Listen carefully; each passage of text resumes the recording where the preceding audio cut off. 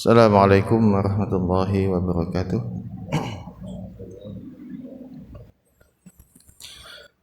Alhamdulillah nahmaduhu wa nasta'inuhu wa nastaghfiruh wa na'udzu billahi min shururi anfusina wa sayyiati a'malina may yahdihillahu fala mudilla lahu wa may yudlilhu fala hadiya lahu. Asyhadu an la ilaha illallah wahdahu la syarika lahu wa asyhadu anna Muhammadan abduhu wa rasuluh. Allahumma shalli ala Muhammad wa ala ali Muhammad kama shallaita ala Ibrahim wa barik ala Muhammad wa ali Muhammad kama barakta ala Ibrahim wa ali Ibrahim fil alamin innaka Hamidum Majid. Ya ayyuhalladzina amanu taqullaha haqqa tuqatih wa la tamutunna illa wa antum muslimun. Ya ayyuhalladzina amanu taqullaha wa qulu qawlan sadida yuslih lakum a'malakum wa yaghfir lakum junubakum. Wa may yuti'illaha wa rasulahu faqad faza fawzan 'azima. Bapak dan Ibu jamaah Masjid Syuhada rahimakumullah, alhamdulillah segala puji milik Allah Subhanahu wa taala. Allah Subhanahu wa taala memberikan kita nikmat iman, nikmat Islam, dan Allah Subhanahu wa taala berikan kita kekuatan. Tiada kekuatan melainkan Allah Subhanahu wa taala yang mampu untuk mendatangkan kita ke dalam Masjid Syuhada ini untuk melaksanakan ibadah-ibadah wajib maupun ibadah sunnah. Kita berharap kepada Allah Subhanahu wa taala agar ketika kita mengakhiri hidup kita, maka kita mempersiapkan diri kita bekal-bekal yang akan kita bawa, terlebih kepada ibadah-ibadah wajib kita yang kita lakukan merupakan bekal kita menghadap kepada Allah Subhanahu wa taala. Karena salah satu kesuksesan yang dikatakan oleh para guru kita atau para ulama, yang paling utama adalah ketika akhir hidup kita ini kita mampu untuk mengucapkan kalimat tauhid la ilaha illallah, dimasukkan oleh Allah Subhanahu wa taala ke dalam golongan-golongan orang-orang yang beriman. Sehingga kita perlu cerdas dalam hidup ini. Orang yang cerdas itu bukan orang yang pintar dalam menghitung, pintar dalam ilmu yang lainnya, tapi adalah orang yang cerdas itu adalah orang yang mampu untuk mempersiapkan dirinya, sehingga Rasulullah SAW mengatakan aksuruhum lil mauti zikron, yang paling banyak mengingat kematian itu adalah salah satu daripada orang yang cerdas dan yang paling baik dalam mempersiapkan diri untuk alam berikutnya, itulah orang yang paling cerdas. Nah, salah satu amalan-amalan kita adalah agar kita mendapatkan bekal di akhirat adalah bagaimana kita mempersiapkan diri kita, salah satu dengan melaksanakan ibadah-ibadah wajib kita di dalam masjid khususnya. Dan pada kesempatan subuh hari ini, mudah-mudahan ini yang terakhir, maksudnya terakhir dalam tema pembahasan keutamaan menuju masjid. Kita akan ulang kembali keutamaan-keutamaan ketika kita masuk ke dalam masjid, yaitu yang pertama adalah pergi dalam keadaan kita berwudu dari rumah, kemudian memakai wangi-wangian yang terbaik dan memakai pakaian yang terbaik dan memakai wangi-wangian juga ini disunahkan. Kemudian membaca doa ketika kita keluar daripada rumah, kemudian berjalan dengan tenang dan tidak tergesa-gesa atau terburu-buru walaupun kita sedang terlambat. Yang kelima adalah masuk masjid dengan mendahulukan kaki kanan dan membaca doa. Kemudian ketika kita bertemu dengan jamaah lain, maka kita pun mengucapkan salam ketika masuk masjid jika bertemu dengan jamaah jamaah yang lain. Kemudian yang ketujuh adalah mengerjakan salat sunnah tahiyatul masjid 2 rakaat. Kemudian selanjutnya adalah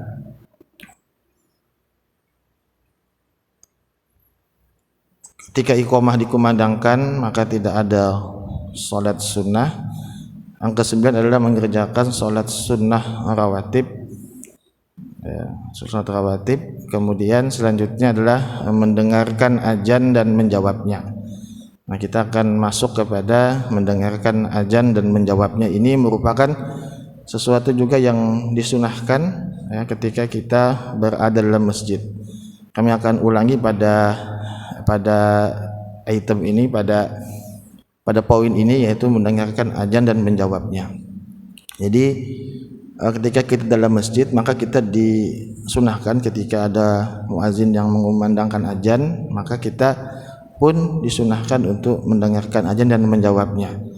Dari Abu Sa'id Al-Khudri radhiyallahu anhu, ia berkata bahwa ia mendengar Nabi SAW bersabda, la yasma'u mada sautil muazzin jinnun wala insun wala syai'un illa syahidalahu yaumal qiyamah. Tidaklah suara azan yang keras dari yang mengumandangkan azan itu didengar oleh jin, manusia, segala sesuatu yang mendengarnya, melainkan itu semua akan menjadi saksi pada hari kiamat. Ya, hadis riwayat Bukhari nomor 609. Maksudnya ini adalah termasuk hewan ya, yang mendengarkan, artinya makhluk hidup dan benda mati. Ya, dan benda mati, maka tidaklah akan menjadi saksi azan didengarkan oleh jin, manusia, dan segala sesuatu yang mendengarnya, melainkan itu semua akan menjadi saksi pada hari kiamat. Maka luar biasa Pak keutamaan seorang muazzin ketika mengumandangkan azan, yaitu hewan dan benda mati ya pun akan menjadi saksi ketika kelak ketika dia menghadap kepada Allah Subhanahu wa taala, bahwa adalah si fulan adalah orang yang melakukan tugasnya sebagai muazzin, atau dia sering melakukan, atau dia sering azan ketika waktu salat telah tiba. Mungkin nanti ada pembahasan lain tentang adab-adab ketika azan, ini juga penting ya. Mudah-mudahan nanti ada yang membahas tentang adab-adab seputar azan. Bagaimana sejarah azan itu ada, bagaimana adab-adabnya juga itu ada dalam bab-bab yang bisa kita cari di beberapa buku-buku fikih, ataupun kita bisa bertanya kepada yang ahlinya. Kemudian dalam sebuah riwayat juga disebutkan, al-muazzin yughfaru lahu mada sautihi wa yashhadu lahu kullu ratbin wa yabisin. Artinya muazzin akan diberi ampunan, Pak. Ini keutamaan seorang muazzin, Pak. Muazzin itu akan diberi ampunan dari suara kerasnya.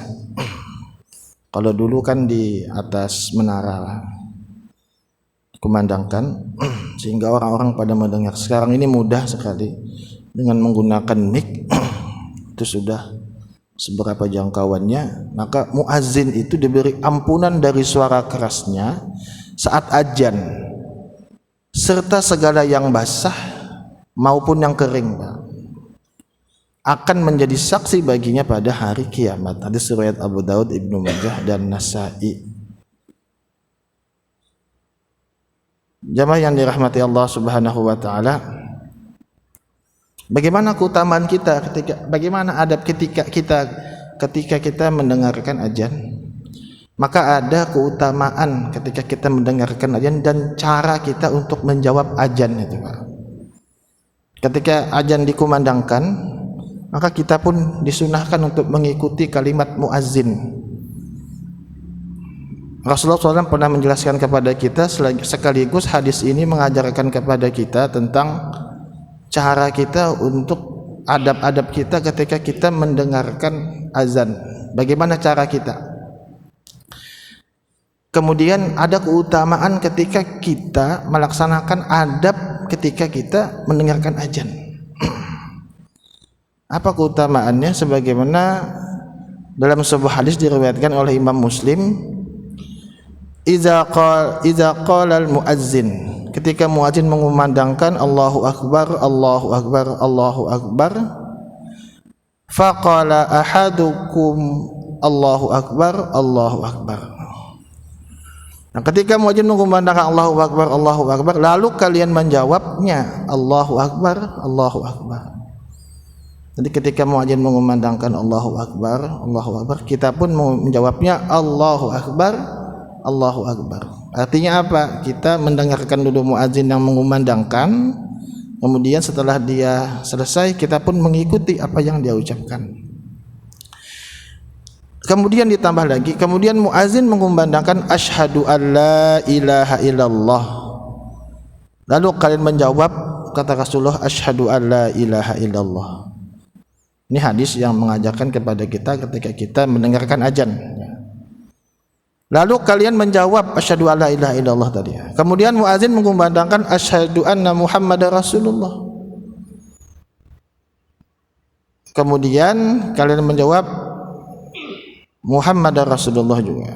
Wa asyhadu anna Muhammadar Rasulullah. Kemudian muazzin mengumandangkan hayya 'alas shalah. Maka kalian menjawab la haula wala quwata illa billah. La haula wala quwata illa billah. Jadi ketika muazzin mengumandangkan hayya 'alas shalah, maka kita pun disunnahkan mengucapkan kalimat la haula wala quwata illa billah. Cukup sampai situ. Bagaimana kalau ada tambahan la haula wala quwata illa billahil aliyil azim? Maka kami belum menemukan dan teks hadis yang menyebutkan ketika muazzin mengumandangkan hayya 'alas shalah kita menambahkan la haula wala quwata illa billahil aliyil azim. Yang ada adalah kita disuruh untuk mengikuti tapi dengan napas yang lain la haula wala quwata illa billah. Kemudian muazzin pun mengumandangkan hayya 'alal falah, kalian menjawab la haula wala quwata illa billah. Kemudian muazzin mengumandangkan Allahu akbar, Allahu akbar, kalian juga menjawabnya Allahu akbar, Allahu akbar. Kemudian muazzin mengumandangkan la ilaha illallah terakhir, lalu kalian menjawab la ilaha illallah. Apa kata Rasulullah? Min qalbihi dakhalal jannah. Ini luar biasa Pak, keutamaan kita mendengarkan azan. Min qalbihi dakhalal jannah. Siapa yang mengucapkan itu min qalbihi, daripada dalam hatinya, maksudnya dia benar-benar mengucapkan itu dari ketulusan hatinya, dia mengikuti ittiba kepada Rasulullah, dia ingin mendapatkan kebaikan daripada apa yang diajar oleh Rasulullah SAW, dia mengikuti muazzin yang mengumandangkan azan, min qablihi dakhalal jannah. Nah ini Pak luar biasa, dakhalal jannah, maka akan masuk surga Pak. Ini fadilah ketika kita mendengarkan seorang muazzin pamalik misalkan melantunkan azan dengan irama bayati, jiharkah, nahwan itu macam-macam Pak. Ada lagu-lagunya. Ustaz Najamuddin lebih kalau masalah lagu-lagu beliau pandai. Dan nahwan, ada jiharkah, sehingga ada yang irama ros seperti azannya Mekah, Madinah, itu mengingatkan kita akan ketika bapak-bapak pernah berangkat ke Madinah, Mekah. Luar biasa itu kalau kita lihat di YouTube, maka menggetarkan hati kita. Maka ketika kita menjawabnya min qalbihi dakhalal jannah, sampai mengucapkan itu dalam hatinya, maksudnya dia benar-benar mengucapkan itu tulus ikhlas kepada Allah, ittiba kepada Rasulullah, maka dia akan masuk surga. Ini riwayat Imam Muslim. Jadi maka ada pertanyaan, mana yang lebih afdal ketika kita membaca Al-Quran ataupun apakah mendengar azan?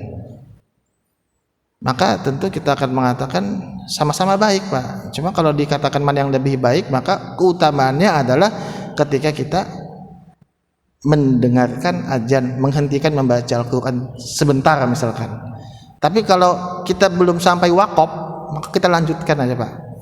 Karena kita juga dilarang memutus bukan sampai wakafnya per ayat yang kita baca misalkan. Tapi kalau kita sudah berhenti membaca Al-Quran, ada azan dikumandangkan, sebaiknya kita berhenti dulu, kita menjawab azan, maka ini luar biasa. Kemudian orang yang mendengarkan azan sampai selesai, kemudian dia membaca doa setelah azan, akan mendapatkan syafaat pada hari kiamat. Ya. Barang siapa yang berdoa setelah mendengarkan azan, ya, barang siapa yang berdoa setelah mendengarkan azan, ya Allah Rabb pemilik seruan yang sempurna ini, ya, azan, maka dia berdoa, man qala hina yasma'un nidaa Allahumma rabb hadhihi da'wati tammah wa salatil qa'imah ati Muhammadanil wasilata wal fadilah wa ba'athhu maqaman mahmudan alladzi wa'addah. Barang siapa yang berdoa setelah mendengar azan, ya Allah ya Rabb pemilik seruan yang sempurna ini dan pemilik salat yang akan didirikan ini, berikanlah wasilah dan keutamaan kepada Muhammad, bangkitkanlah ia pada kedudukan yang terpuji sebagaimana engkau telah janjikan, halat lahu syafaati yaumal qiyamah. Setelah kita tadi menjawab azan Pak, ampunannya adalah dimasukkan dalam surga oleh Allah, ganjarannya akan dimasukkan surga oleh Allah Subhanahu wa taala. Ketika kita membaca doa setelah azan, kata Rasulullah, halat lahu syafaati yaumal qiyamah, maka ia berhak mendapatkan syafaatku, pertolonganku pada hari kiamat kelak. Jadi ini adab-adab ketika kita mendengarkan azan. Ketika kita mendengarkan azan, maka kita mengikuti apa yang diserukan oleh muadzin. Kemudian kita setelah itu kita berdoa, membaca doa setelah azan. Di riwayat Imam Bukhari, maka ia berhak mendapatkan syafaatku pada hari kiamat kelak. Selanjutnya adalah duduk menghadap kiblat, ya, dan mengisi waktu dengan membaca Al-Quran, ya, Al-Karim, membaca Al-Quran, membaca zikir, atau memperbanyak doa, karena doa antara azan dan iqamah itu adalah doa yang mustajab. Jadi kita juga setelah kita mendengarkan azan, kita melaksanakan sholat sunnah, ya, qabliyah misalkan, atau sholat sunnah. Di antara azan dan iqamah itu ada sholat sunnah, maka kita boleh melaksanakannya. Maka kita pun berdoa di antara azan dan iqamah. Maka sebagian kita ada yang melazimkan untuk berdoa di antara azan dan iqamah, berdoa dengan sepenuh hati, bahwa disebutkan dari Anas bin Malik radhiyallahu anhu, yang berkata, Rasulullah SAW bersabda, innad du'a la yuraddu bainal azan wal iqamah fad'u. Sesungguhnya doa yang tidak tertolak adalah doa antara azan dan iqamah. Fad'u, maka berdoalah. Ada perintah kita, maka berdoalah di situ. Kita berdoa. Kemudian juga kita juga diperintahkan untuk banyak-banyak juga ketika dalam masjid, ya, ataukah ketika kita menunggu waktu sholat, kita datang duluan, maka banyak-banyak kita membaca Al-Quran. Itu juga merupakan perbuatan yang disunahkan. Kemudian juga kita ada juga perkara-perkara yang kita juga boleh melakukannya, yaitu kita berzikir kepada Allah Subhanahu wa taala. Sebagaimana dalam suatu riwayat dari Abu Hurairah radhiyallahu an, dia berkata, Rasulullah SAW bersabda, sesungguhnya membaca subhanallah subhanallahi wa subhanallah walhamdulillah wala ilaha illallah wallahu akbar ya, ahabbu ilayya mimma tala'at alaihi syamsu. Kata Rasulullah adalah lebih aku cintai daripada segala sesuatu yang terkena sinar matahari. Segala sinar matahari, suatu muslim. Artinya di dunia ini Pak, tidak ada ya yang kita lihat dari permukaan pasti terkena sinar matahari Pak. Kehidupan yang ada di muka bumi ini layaknya selalu akan terkena sinar matahari. Kata Rasulullah, ahabbu ilayya mimma tala'at alaihi syamsu. Kalimat subhanallah walhamdulillah wala ilaha illallah wallahu akbar itu adalah lebih aku cintai daripada segala sesuatu yang terkena sinar matahari. Jadi dunia ini pasti akan terkena, artinya kalau kita pahami maka akan lebih baik daripada dunia ini sebuah kalimat yaitu subhanallah walhamdulillah wala ilaha illallah wallahu akbar. Ya, kita menunggu azan iqamah atau ketika kita datang ke masjid maka perbanyaklah berzikir kepada Allah Subhanahu wa taala. Kemudian juga diriwayatkan dari Abu Sa'id Al-Khudri radhiyallahu anhu bahwa Rasulullah SAW bersabda, ya, Musa berkata, ya Rabb, ajarkanlah kepadaku sesuatu untuk mengingatmu dan berdoa kepadamu. Allah berfirman, ucapkanlah hai Musa, la ilaha illallah. Musa berkata, ya Rabb, semua hambamu mengucapkan ini. Allah berfirman, hai Musa, seandainya ketujuh langit ya, serta seluruh penghuninya selain aku dan ketujuh bumi diletakkan ya dalam satu timbangan, ya, seandainya ketujuh langit serta seluruh penghuninya ya, selain aku dan ketujuh bumi diletakkan dalam satu timbangan dan kalimat la ilaha illallah diletakkan dalam timbangan yang lain, niscaya kalimat la ilaha illallah lebih berat timbangannya. Hadis riwayat Ibnu Hibban. Nah, jadi boleh juga kita misalkan berzikir la ilaha illallah, la ilaha illallah dengan ketulusan hati kita. Maka ini salah satu keutamaan daripada berzikir. Jika ditimbang maka seluruh bumi ini maka akan lebih berat kalimat la ilaha illallah. Kemudian ada juga kalimat Pak yang sering kita mungkin lalaikan ketika kita mungkin berkendara. Makanya juga ini sering juga kita lupakan. Maka tidak salahnya ketika kita, bahkan mungkin sangat dianjurkan ketika kita berkendara sendirian berbanyak kalimat, yaitu dari Abu Hurairah dari Nabi SAW bersabda, kalimatani khafifatani ala lisani saqilatani fil mizan. Dua kalimat yang ringan di lisan namun berat di timbangan. Habibatani ila rahman, habibatani ila rahman, dan dicintai oleh ar-Rahman dan dicintai oleh Allah. Jadi ada kalimat Pak yang ringan mudah diucapkan, lisan kita, berat di timbangan dan disukai. Habibatani ila rahman, din dicintai, kalimat ini dicintai, zikir ini dicintai oleh Allah. Apa itu? Subhanallah wa bihamdi subhanallahil azim. Maha suci Allah dan segala puji baginya, maha suci Allah yang maha agung. Hadis riwayat Bukhari dan Muslim. Jadi subhanallah wa bihamdi subhanallahil azim. Ini juga ketika kita dalam masjid, ketika kita menunggu azan iqamah, setelah kita berdoa, daripada kita melamun, nah kita membaca itu.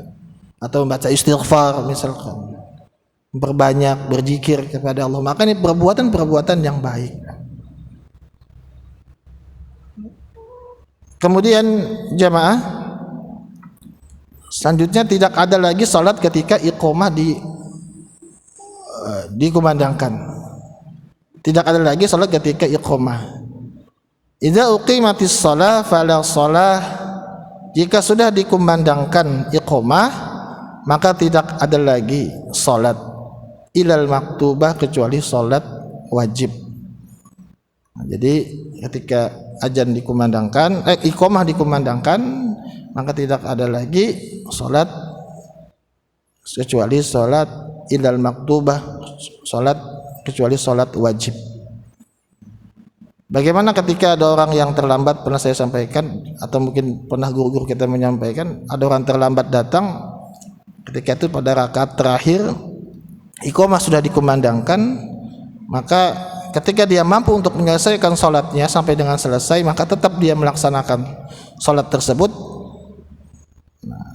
Tapi ketika dia tidak mampu untuk melaksanakan salat tersebut, ketika dia masih di rakaat pertama atau di ruku yang pertama, misalkan muazin sudah mengumandangkan iqamah, dia tandai dengan imam sudah maju untuk melaksanakan salat berjamaah, maka dia tidak mampu untuk menyelesaikan salatnya, maka segera untuk tidak meneruskan salatnya.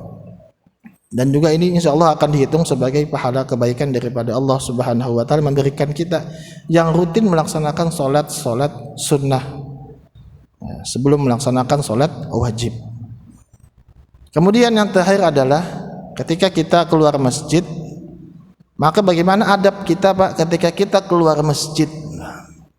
Maka ada adab yang diajarkan Rasulullah ketika kita keluar masjid, yaitu ketika kita keluar masjid, maka keluar dengan kaki kiri, ya, lalu kita membaca doa ketika keluar masjid, bismillahi wassalamu ala rasulillah, ya, Allahumma gfirli zunubi waftahli abwa fadlik, ya. Bismillahi wassalamu ala rasulillah, Allahumma gfirli zunubi waftahli abwa fadlik. Memang banyak masih redaksi hadis yang lain, cuma ini yang terkenal. Bismillahi wassalamu ala rasulillah, Allahumma gfirli zunubi waftahli abwaaba fadlik. Dengan menyebut nama Allah dan salam atas Rasulullah, ya Allah, ampunilah dosa-dosaku dan bukakanlah padaku pintu karuniamu. Jadi kalau kita analisa, Pak, Rasulullah SAW itu banyak memberikan kebaikan-kebaikan dalam ketika kita melaksanakan ibadah ketika kita di masjid. Ketika kita dari rumah, kita membaca doa Bismillahirrahmanirrahim dan seterusnya, maka Allah akan melindungi kita, Pak. Langkah yang pertama akan mengangkat derajat, langkah yang kedua akan mengampuni dosa, itu ampunan dosa, Pak. Kita di rumah, Pak, ketika kita berwudu, man tawaddoa fa ahsanal wudu'a, barang siapa yang berdoa kemudian dia barang siapa yang berwudu fa ahsanal wudu'a summa qala, barang siapa yang berwudu kemudian dia memperbagus wudunya. Memperbagus wudunya di sini adalah dia melaksanakan segala apa yang menjadi rukun daripada wudu tersebut, dia benar-benar dalam berwudu. Kemudian dia berdoa kepada Allah, asyhadu an la ilaha illallah wa asyhadu anna muhammadan abduhu wa rasuluh. Ini kalau ditarjih, asyhadu an la ilaha illallah wa asyhadu anna muhammadan abduhu wa rasuluh, cukup itu. Ini kalau di tutunan tarjih, ada juga yang menambahkan asyhadu an la ilaha illallah wa asyhadu anna muhammadan abduhu wa rasuluh, Allahumma ja'alni minat tawwabin wa ja'alni minat mutatahhirin. Dari beberapa yang kami pahami bahwa majelis tarjih lebih memilih doa asyhadu an la ilaha illallah wa asyhadu anna muhammadan abduhu wa rasuluh, karena menurut ulama tarjih bahwa dalam hadis asyhadu an la ilaha illallah wa asyhadu anna muhammadan abduhu wa rasuluh, Allahumma ja'alni minat tawwabin wa ja'alni minal mutatahhirin, itu ada hadis yang syadz, mengalami kegoncangan, jalurnya mengalami kegoncangan.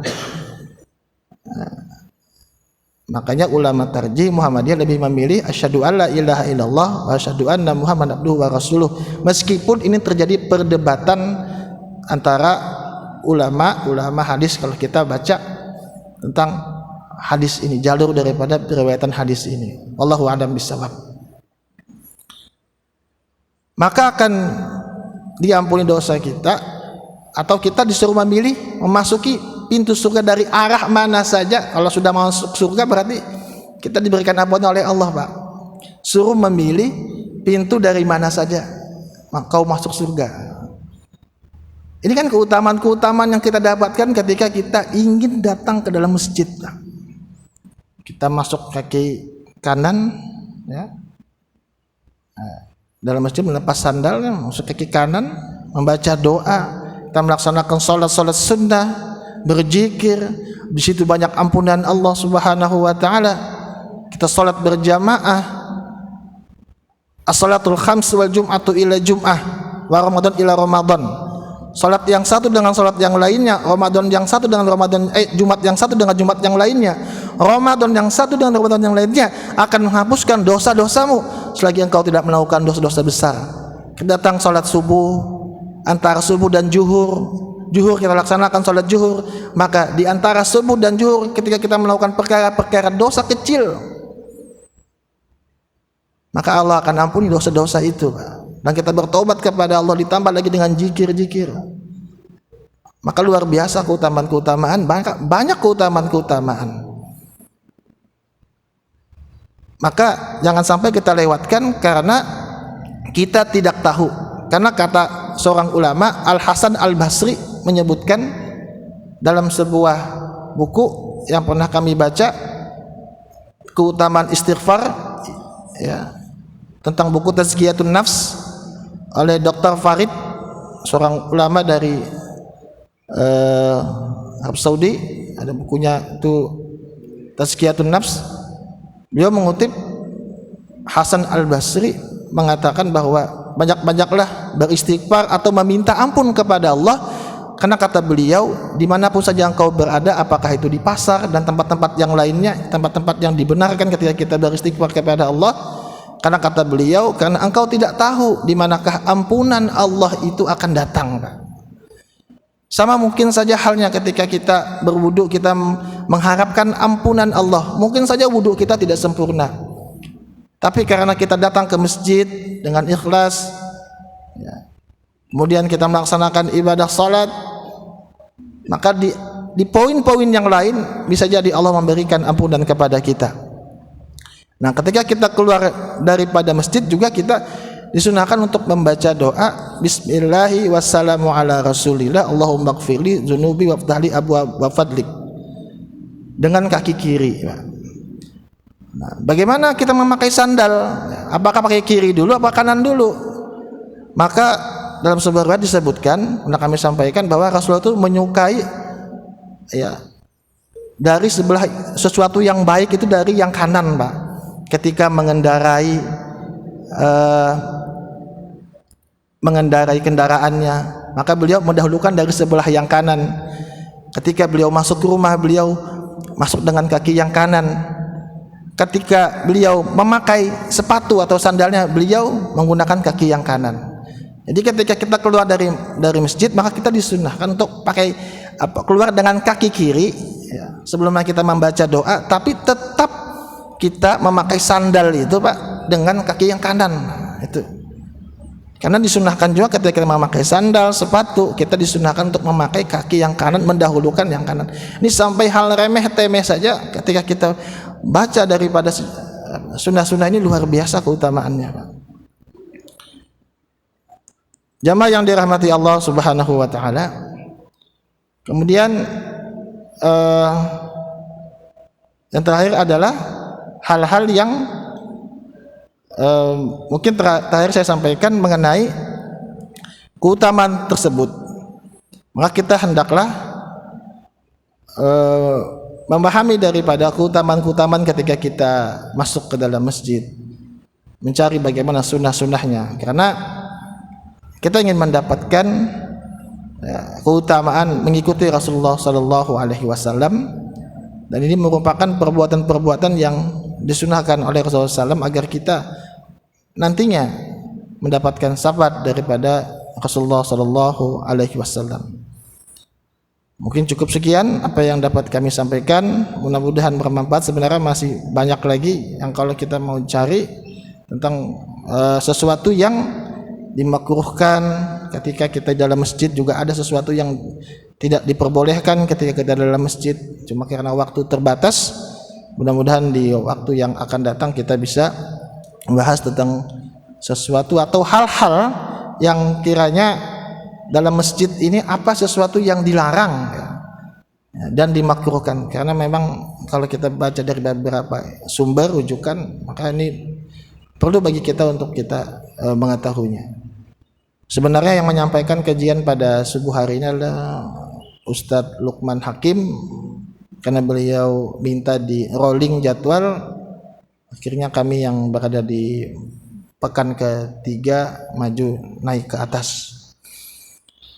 Kesalahan kehilapan dari kami pribadi, kami mohon maaf apabila ada kesalahan, dan kebenaran datangnya daripada Allah dan Rasulnya.